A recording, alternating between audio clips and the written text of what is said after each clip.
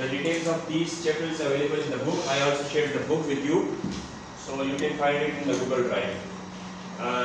If you look at the embedded system course folder, so there will be one folder named books, and actually the same book is available in two different editions. So you can, and in one book it's chapter number 3 and another book it is chapter number 4. It's the same book but with different editions.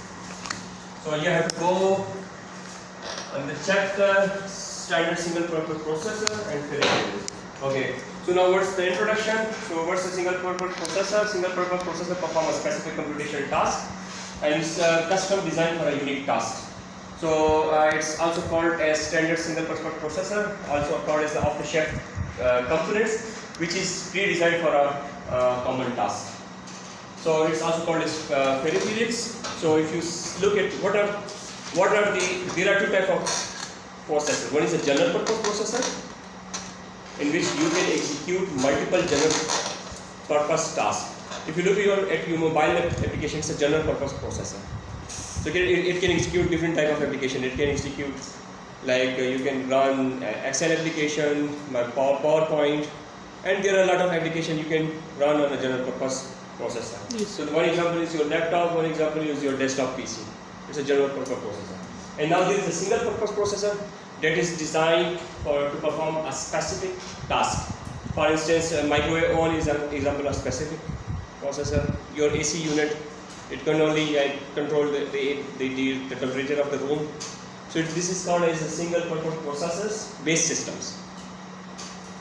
So they are also called as peripherals. We will also study serial communication in analog to digital conversion in this chapter.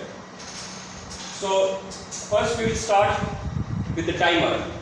Okay, so we will start timers, counter, watchdog, timers. What's a timer? Timer measure time intervals. Measure time intervals. Okay. So it can be used to generate time output events. Okay, for instance, what are the events that you can count? You can even count the clock pulses. Let's assume if we have this clock.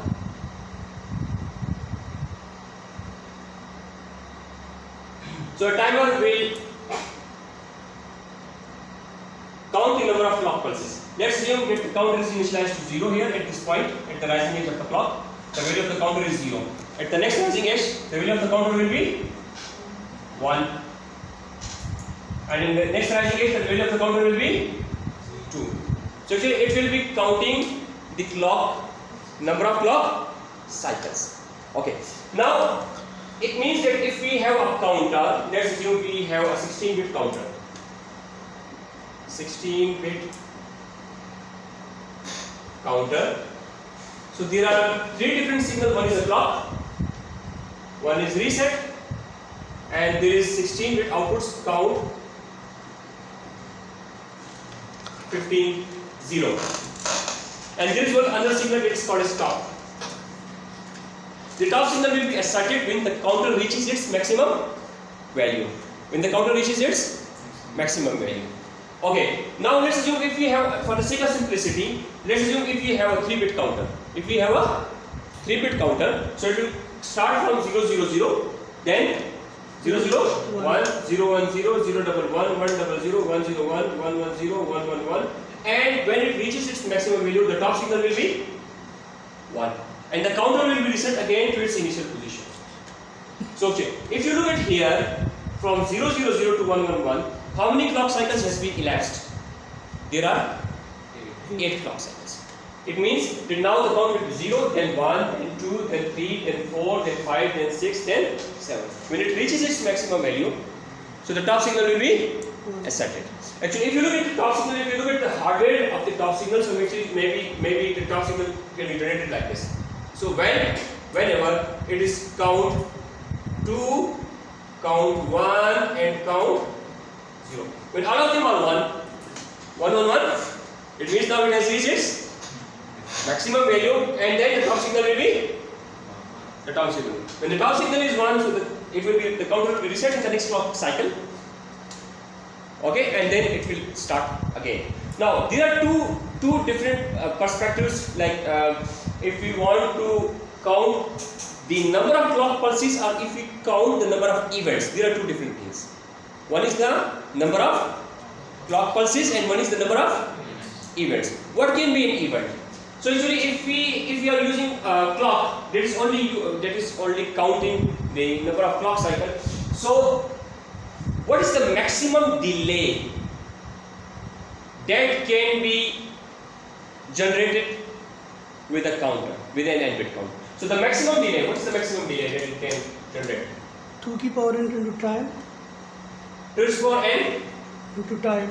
multiply by clock period. What is n? The bit of the counter. In this example, what is n? N is 16. Okay. Now in this example, what is n? The value of n is 3. How many states are there? There are 8 states. 8 states. Okay. Now what is the clock period? Clock period is actually the opposite of frequency. So the clock period is equal to 1 divided by frequency. If we say that 1 divided by frequency, if the frequency is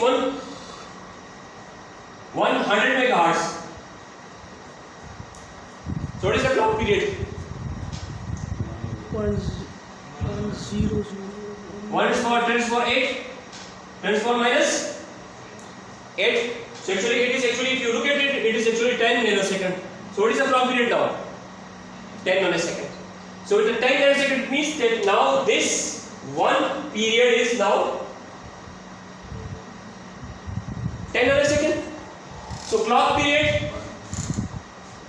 So what is the maximum delay? What is the maximum delay that a 3-bit counter can generate? So the maximum delay is 2 to the power 3 plus multiplied by 10 nanosecond. So it is 8 multiplied by 10 nanosecond. What is the maximum delay? 18 years.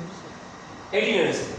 18 nanosecond delay will be maximum generated by a 3-bit counter. Now in the 3-bit counter, not I'm asking about 3-bit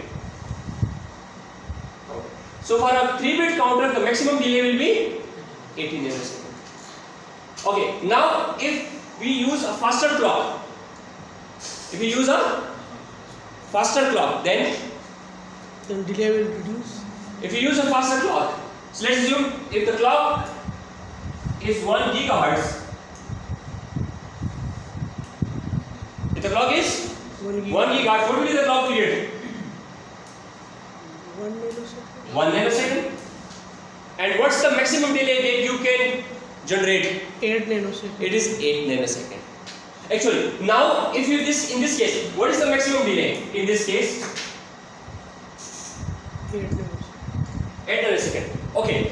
So the maximum delay is determined upon the weight of the counter Yes. and also depending upon the Clock period. Okay. Which one is better in terms of maximum delay? This one or this one? The slow clock is better. But the resolution is better in case of faster clock. Fast. Let's assume if you want to model a 5 nanosecond delay. If you want to model a delay of 5 nanosecond, you cannot model it with this. Because the minimum delay that you get, so the minimum delay is actually equal to 1 clock cycle. Yes, yes. And 1 clock cycle is actually 10 nanosecond. 10 nanosecond. So what's the minimum delay? So the minimum delay in this case is 10 nanosecond and the maximum delay is 18 nanosecond. But you can increase the clock frequency. What is the minimum delay? 10 nanosecond. 1 nanosecond and the maximum delay 18. 8 nanosecond. Now there are two trade-offs. One is the resolution. So the resolution is better in faster clock or slower clock? Faster clock. The resolution is better in faster clock and the maximum delay is better in slower clock. Now, even if you want to, if you want to increase the resolution, and still we want to generate a maximum delay, what we can do now? Prescale it. No. Increase the number of bits, increase n. So if you increase n, so this is a trade-off. So if you increase n, so actually if it's a 16-bit counter, actually there will be 16 flip-flops. Okay. Now, if you look at the picture, if you have studied in digital logic design, there are two types of clocks. One is a repair carry counter, and another is synchronous counter and asynchronous counter. You may have studied this. So I am not going into the details of this kind of counter because it's not in the scope of this course. So actually, if you want to increase the resolution of the counter, we have to increase n. There are two. Increase the maximum delay. We have to increase n. Okay. Now this clock. This timer. The timer can be used to count the number of clock cycles, and it can also be used to count the number of events. What's an event? What's an event? Can anybody elaborate? What's an event? Certain transition from one or zero to one based on Any events. I will explain an example. Now let's assume if we have in the door of IST, when person passes by, actually the door opens. So maybe there is a sensor here, maybe this is a transmitter and there is a receiver, and it will be transmitting signal. When any person passes by, so it will be interrupted. So it's an event. When it's an event, it will generate a pulse. One person passes by, a pulse will be generated.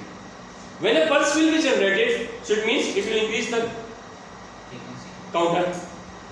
Again, when another person passes by, it will generate a pulse. So actually, the timer can also be used to count the number of events. What can be different events? What can be different events? Now let's say if you have an ATM machine, you insert a card. It's an event. An event will be generated. Maybe in the back end there is some database that will be collecting this information that an event is generated. So if you want to see how many times a particular ATM, how many ATMs have been inserted into an ATM machine, so you can also count the number of events. Maybe there is a separate counter for it. So there can be different type of events, and the counter can be used to now to calculate the number of events that occur. Okay, so the timer can be used to count the number of clock cycles. Okay, and it can be used to model different delays. One is the minimum delay. The minimum delay is actually the clock period, and the maximum delay is the maximum count, and then multiply by 2 for n, multiply by clock period. Okay. Now there is also another perspective. It's not always possible that you want to generate a maximum delay. Maybe you want to generate a delay that is between the maximum value and the minimum value. That will be in between the maximum value or the minimum value. Now let's assume if we have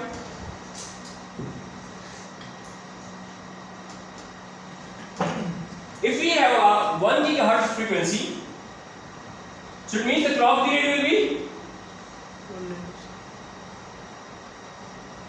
1 nanosecond. And if we have a 16-bit counter, so the maximum count value will be 2 to the power 16 minus 1. The minimum count will be 0. The maximum count will be 2 to the power 16 minus 1. So what will be 2 to the power 16 minus 1? It will be equal to 65,005. That is 35, not 36, 35. If you multiply it with 1 nanosecond, so what is now the maximum delay? 655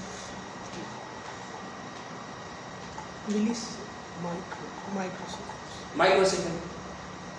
65.535 microsecond. Now, if you want to generate a delay of 20 nanosecond, if you want to generate a delay of 20 microseconds, if you want to generate a delay of 20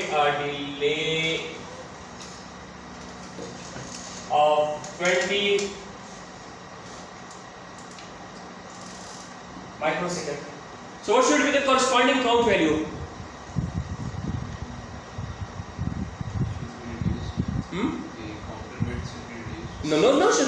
Counter bit can be as it is. When should you reset the counter? इसको divide by 3 कर लेते 65,535 उसको binary में convert करेंगे तो Now, how we can generate that delay? Sir ये delay से 3 time कम है ना सर, तो ये जो नंबर है No, we have 16-bit counter. The counter is 16-bit. It's the maximum delay. We want to generate a delay of 20 microsecond.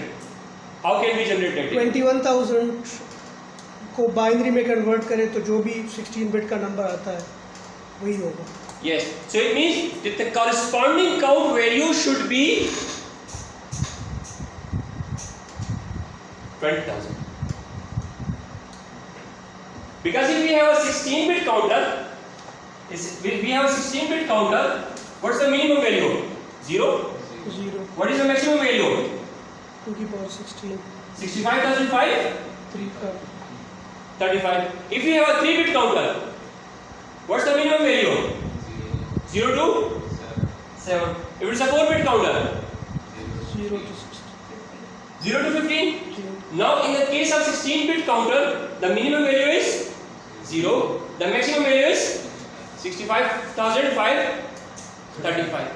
Okay. Now we want to generate a delay of 20 microseconds. So now we need to convert it into nanoseconds. So it will be, it is equal to 20,000 nanoseconds. And one clock period is 1 nanosecond. So what should be the corresponding count value? 20,000 into 1 nanosecond. 20,000. Yes sir. So when it reaches the 20,000, so then you should accept the top signal. Okay, now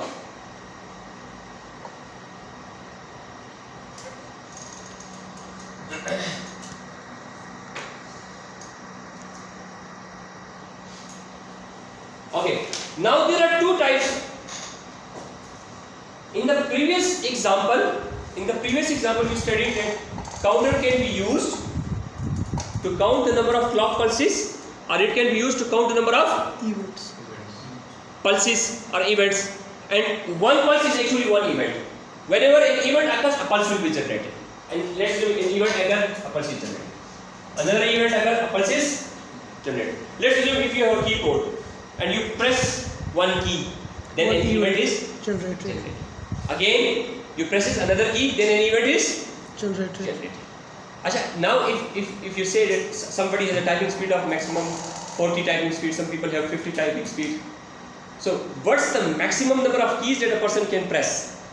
50 to 60. So in 1 second, how many events will be generated? 50 to 60. 50 to 60 depending upon the typing speed. So actually if you look at this counter, now this counter is a configurable counter. Now we have a 2 into 1 multiplexer. We have 2 into 1. It's a mode. This is a mode register. The mode register can be either a logical 0 or a logical 1. So it's a multiplexer. When it's 0, so it will be counting the clock pulses or events. Clock pulses. Now this is logical 0 and logical 1. So when it's 0, it will be counting the number of clock pulses. When it's 1, count in. And what is count in? An event. An event. So actually now this is a timer counter. Now this is a mode register. If you remember, whenever we connect a peripheral to a microprocessor, so I told you there are different type of registers. One is a control register, one is a status register. Data. So actually, mode register is a control register or status register? Control register. Control register. Who will control this mode register? User, programmer. Microprocessor can configure this mode register. So actually now there is a mode register. This timer or counter is interfaced with the microcontroller or microprocessor. Okay, now it depends on the user requirement. User say, now I want to count the number of clock pulses. I want to count 20,000 clock pulses. Then in which mode it will configure? What is the mode value of mode register? In mode. 0. And if you want to count the number of events, it will be 1. So now it's a configurable counter that can be either configured to count the number of clock pulses, or it can also be used to count the number of events. So counter is like a timer, but counts pulses are generated. So actually, what are the events? How many count the car passing over our sensor? So it's an event or a clock pulse? Event. Event. Can often configure device as either a timer or a counter. Timer means it generate the clock pulses. Now, we also have other timing structures. One is interval timer. What is an interval timer? G. Interval time. It indicates when desired time interval has passed. When desired time interval has passed. I will explain this with an example. Now this is an interval timer. We set terminal count to desired interval. Number of clock cycles is equal to desired time interval divided by clock period. I will explain this with an example. Now we look at the same example. We look at the same example. This example. Let's assume we have a 16-bit counter. We have a 16-bit counter. And we want to generate, okay, in the previous case the top signal was generated when the counter reaches its maximum value. And what is the maximum value of a counter? सारे 1 1 हो जाएंगे. When all of them are 1. But now in this case we want to generate the top signal when it reaches 20,000 nanoseconds. So what we do, we have now 16-bit counter. We have a 16-bit counter. 16-bit counter. It is now counting the number of clock pulses. Okay. Now this is a count value. Count. And now we compare it with is equal. Now we are using comparator. We are using a comparator, and this comparator is compared with the terminal count. It's 20,000. So what should we initialize in this terminal count? 20,000. 20,000. Initially the clock is reset. Yes, sir. When the clock is reset, in the next clock cycle, the count will be 1. Then in the next clock cycle, 2. So far, so on. When it reaches, okay, so initially the count is 0, then the count is 1. Are they equal? No. At one point it will reach 20,000 vehicles. 20,000. So actually, what will the comparator say? Both of them are equal? Which comparator we are using? Equal comparator. When both of them are equal, the top signal will be asserted. The top signal will be asserted and they say, okay, now it reaches the terminal count.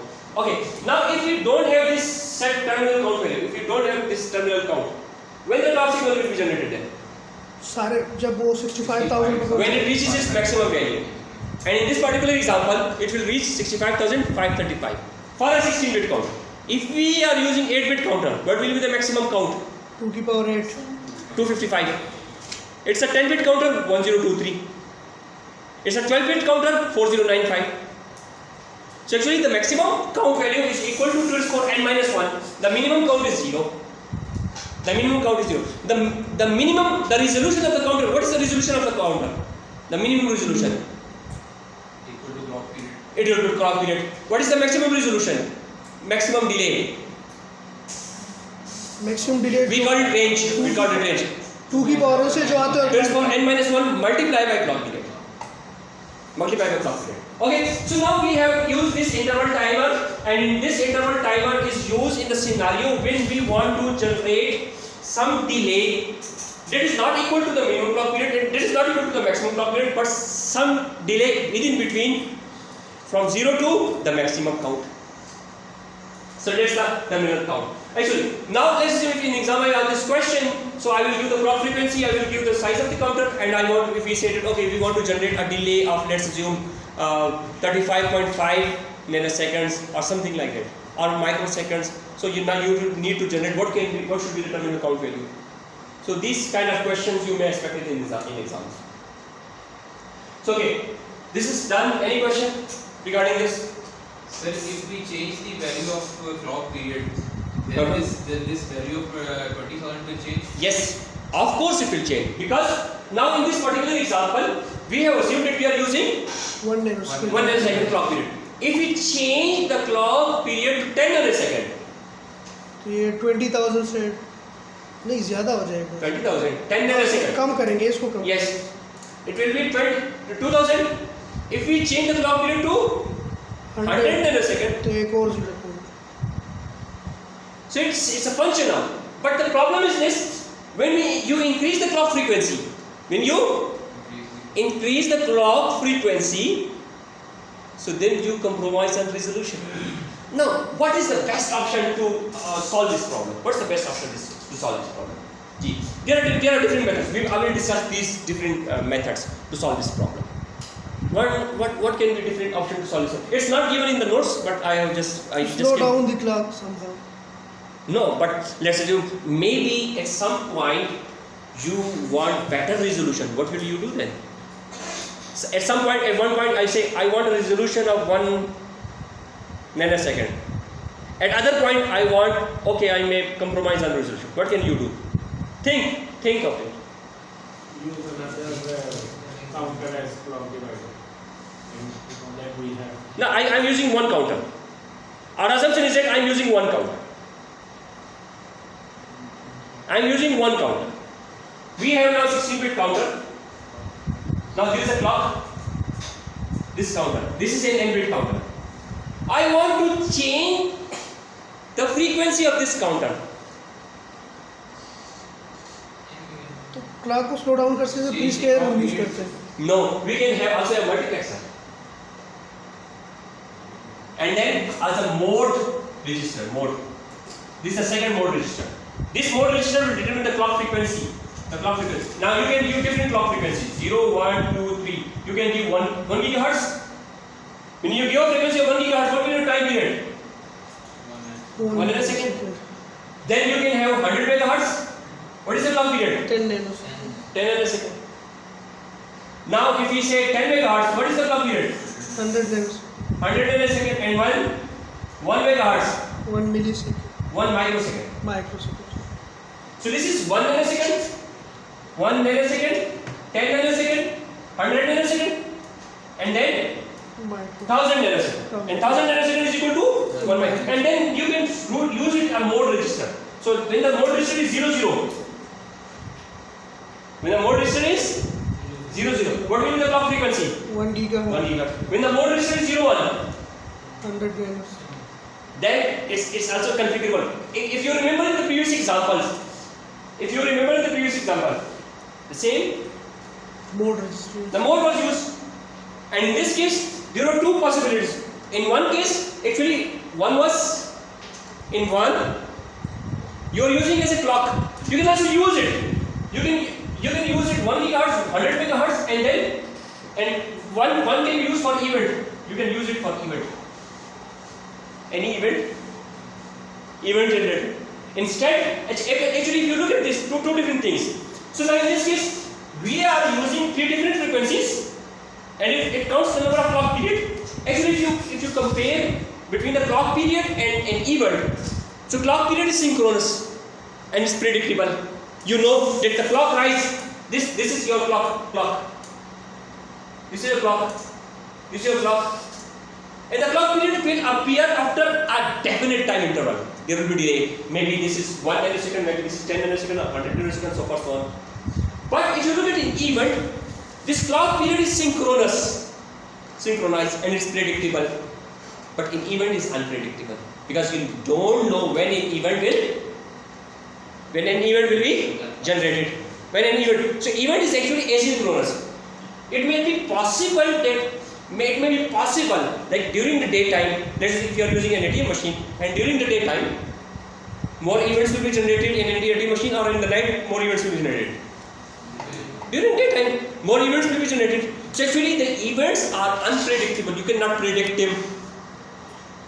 predict them in advance. So events are asynchronous. You cannot predict.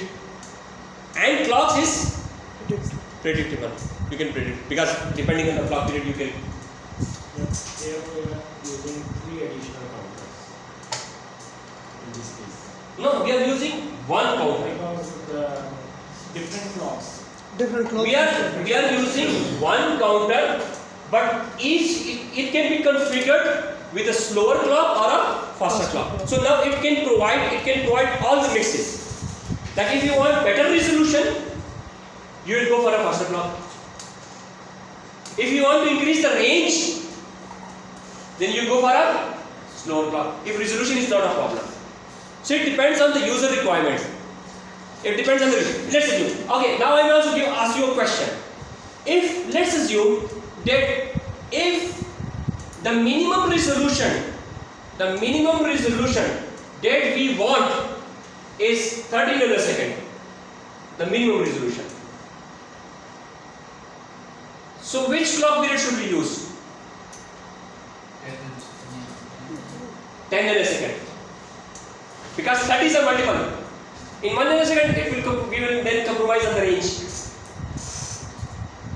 If you want to have a resolution of 3 nanosecond, then 1 nanosecond. we will use 1 then. So depending on the scenario, because in some time you will not compromise. Now maybe you have remembered something. Like let's assume if you want to buy some onions, you will not take care of 1 gram or 2 gram.